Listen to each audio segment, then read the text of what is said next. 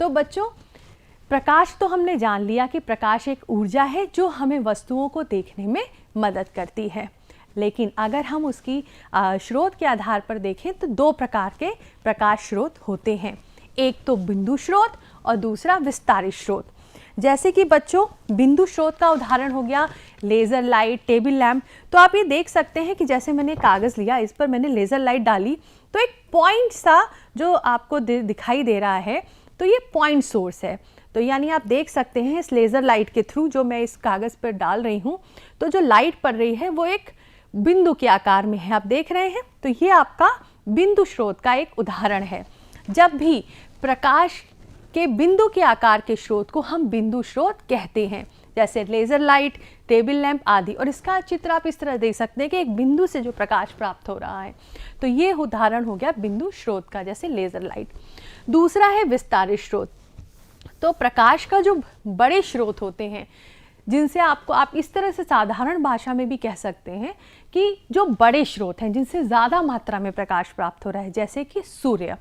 तो सूर्य जो है वो प्रकाश का विस्तारित स्रोत है, यानी कि ये आकार में भी बड़ा है और इससे ज़्यादा आप प्रकाश प्राप्त कर रहे हैं। तो इसलिए विस्तारित स्रोत का जो उदाहरण है वो सूर्य है।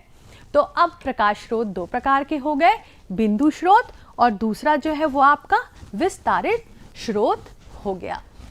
और बच्चों, बहुत ये जानना भी आवश्यक है कि बिंदु स्रोत और विस्तारित स्रोत, इन दोनों का ही अपना अलग अलग महत्व है, जो हम आगे समझेंगे कैसे। तो अब आगे है बच्चों कि जब कभी भी आप दोपहर के समय बाज़ार वगैरह जाते हैं या सड़क पर चलते हैं, तो आप देखते होंगे कि आप ही की तरह की एक आकृति आपके साथ साथ चलती हुई आपको दिखाई देती है। कभी वो आकृति काले रंग की आगे चलती हुई दिखाई देती है, कभी वो आकृति पीछे चलती हुई दिखाई देती है। तो बच्चों, क्या आप जानते हैं कि उस आकृति को हम क्या कहते हैं? सोचिए। जी हाँ, वो आकृति छाया है। जैसे कि आप इस चित्र में देख सकते हैं कि एक लड़की के चित्र, उसी के आकार की एक काले रंग की जो आकृति है उसके सामने बनी हुई है, तो ये उसकी छाया है। और ये छाया कैसे बनती है और छाया है क्या, इसको हम समझेंगे। तो जब भी सूर्य का प्रकाश किसी अपारदर्शी वस्तु पर पड़ता है, तो क्या होता है कि जो अपारदर्शी वस्तु होती है वो सूर्य के प्रकाश की किरणों को अवरोध उत्पन्न करती है, जिस कारण जो वस्तु के पीछे जो उस वस्तु का बाकी हिस्सा है उस तक प्रकाश नहीं पहुंच पाता है। जिस कारण से क्या होता है कि जिस भाग पर प्रकाश नहीं पहुंच पाता है वहां एक काले रंग की आकृति बन जाती है और उसको ही हम छाया कहते हैं। तो इसमें ये भी बात जानने की आवश्यकता है कि छाया आगे कब बनती है और छाया पीछे कब बनती है। बच्चों, जब हम सूर्य के सामने की तरफ से, जब सूर्य हमारे सामने होता है, यानी सूर्य का प्रकाश जब सामने से पड़ रहा होता है, तो हमारी जो छाया बनती है वो पीछे बनती है। यानी जब हम सूर्य की तरफ जा रहे होते हैं या सूर्य हमारे सामने होता है, तो जो छाया बनती है वो पीछे की तरफ बनती है।